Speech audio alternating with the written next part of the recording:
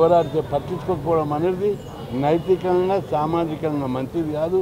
ముఖ్యమంత్రి గారు వెంటనే స్పందించాలి, అశోక్ దీక్ష మీద స్పందించాలి, ప్రభుత్వ దూతలను పంపి స్పందించే వరకు దీక్ష విరమించాలని చెప్పారు.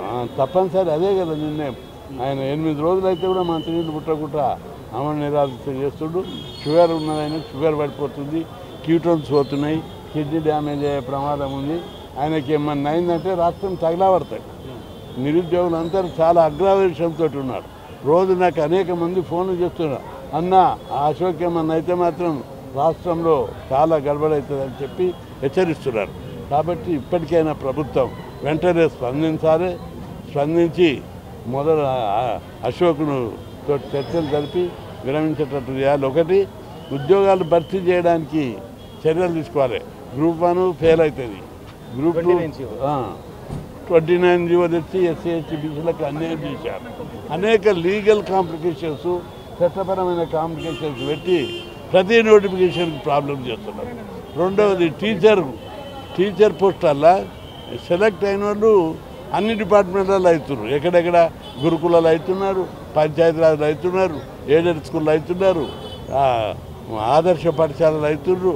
ఇట్లా అయ్యేటోళ్ళకల్లా ఏదో ఒక పోస్ట్కే పోతాడు, మిగతా పోస్టులన్నీ రాజీనామా. అట్లా కాకుండా ఒక్కటి కూడా వృధా కాకుండా ఒక ప్రొసీజర్ అడాప్ట్ చేయాలని కూడా మేము అడుగుతున్నాం. అదేవిధంగా గ్రూప్ 1 కోసం టైం మళ్ళా హైకోర్టు జడ్జిమెంట్ ఇంప్లిమెంట్ చేస్తూ దాన్ని వెంటనే స్పీడప్ చేసి 2 నెలల్లో కంప్లీట్ అయ్యేటట్టు చర్యలు తీసుకోవాలని చెప్పి నేను విజ్ఞప్తి చేస్తున్నా. ప్రభుత్వం ఎందుకు పట్టించుకోండి? ఇంతవరకు మంత్రులు కానీ ఎమ్మెల్యేలు కానీ కనీసం ఎమ్మెల్సీలు కూడా ఎందుకు రావట్లేదు? ఓన్లీ ప్రతిపక్ష నాయకులే వస్తారు. రెండవది, ప్రజల కోసము రాష్ట్రంలోని 16 లక్షల మంది నిరుద్యోగులు ఉన్నారు, విద్యావంతులు. 16 లక్షల మంది నిరుద్యోగుల తరఫున అశోక్ ఉద్యమం చేస్తున్నాడు, దీక్ష చేస్తున్నాడు, ప్రాణాలకు తెగించి పోరాడుతున్నాడు. ప్రభుత్వము నైతికంగా స్పందించాలి. అందులో ఎలాంటి పొలిటికల్ మోటివ్ లేదు. ఆయన టికెట్ అడుగుతలేరు, వాళ్ళ కుటుంబానికి ఆయన పదవి అడుగుతలేరు. కేవలం నిరుద్యోగుల కోసం నోటిఫికేషన్ వేయాలి, జాబ్ క్యాలెండర్ ప్రకటించాలి, ఎన్ని వేకెన్సీలు ఉన్నాయో దశల వారీగా. ఒకటేసారి ఏమైనా మేము కూడా అంటలేవు. రాష్ట్ర ఆర్థిక పరిస్థితులను దృష్టిలో పెట్టుకొని దశల వారీగా భర్తీ చేయమని మేము కూడా అంటున్నాం. మేము కూడా బాధ్యులం. తప్పనిసరి రాష్ట్రాన్ని ఒకేసారి బడన్ పోయమని చెప్తలేం.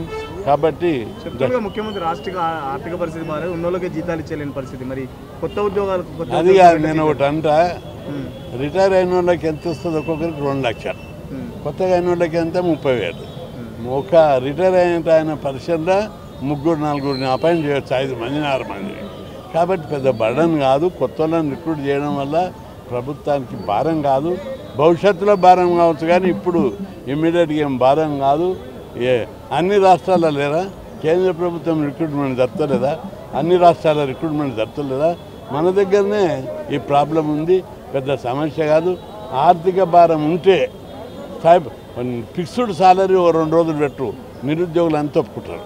ఒక జూనియర్ అసిస్టెంట్ సెలెక్ట్ అయితే మీకు 20,000 ఇస్తాం 2 నెలల దాకా అంటే ఒప్పుకుంటాం. ఒక టీచర్కు గతంలో చేశాడు రామారావు, స్పెషల్ టీచర్ అని. అప్పుడు టీచర్లను రిక్రూట్ చేసి మీకు 2 నెలల దాకా ఇంత జీతం ఇస్తే ఆర్థిక పరిస్థితి అన్నాడు, ఒప్పుకున్నాం.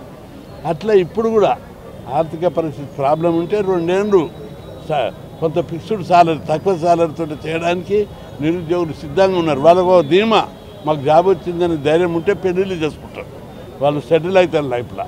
కాబట్టి ప్రభుత్వం వెంటనే స్పందించాలి. ఆర్థిక పరిస్థితి అనేది కాదు, ఆర్థిక పరిస్థితి బాగలేకపోతే మంత్రులు విమానాలలో ఎందుకు తిరుగుతున్నారు? ఒక్కొక్కరు ఎంబడి 10 కార్లు ఎందుకు తిరుగుతున్నాయి? అన్నీ చేసేటి అని కాంట్రాక్టులకు ఉంటాయి, ప్రాజెక్టులకు ఉంటాయి. అందరికీ కాంట్రాక్టులకు ఒక్కొక్కరికి 6-7 వేల కోట్లు ఇస్తున్నారు, ఫీజులు ఇవ్వరు, ఉద్యోగాలు భర్తీ చేయరు. ఈ విధంగా రాష్ట్రాన్ని మరి ముఖ్యమంత్రి గారు మళ్ళీ ఒకసారి రివ్యూ చేసుకొని ఆ పరిపాలన మీద పూర్తి పట్టు సాధించాలని చెప్పి విజ్ఞప్తి చేస్తున్నా. బీజేపీ నైతిక హక్కు లేదు, 2 కోట్ల ఉద్యోగాలు ఇస్తాను బీజేపీ మమ్మల్ని అడుగుడైంది. కాంగ్రెస్ ఉద్యోగాల గురించి మాట్లాడే అర్హత లేదు మీకు. తప్పది. బీజేపీ పార్టీ ఐటీ కంపెనీలు తెచ్చి దేశవ్యాప్తంగా ఉద్యోగ అవకాశాలు సృష్టించింది. కేంద్ర ప్రభుత్వము రెగ్యులర్గా ఉద్యోగాల నోటిఫికేషన్ వేస్తుంది. బ్యాంకు కానీ ఏ నోటిఫికేషన్ అన్నది, బ్యాంకులు, రైల్వేలల్లో, ఐఏఎస్ల, civil service, staff selection service commission, ఏ ఉద్యోగం అయినా రెగ్యులర్గా నోటిఫికేషన్ వేస్తున్నారు. వీళ్ళు వేస్తున్నారు రెగ్యులర్గా.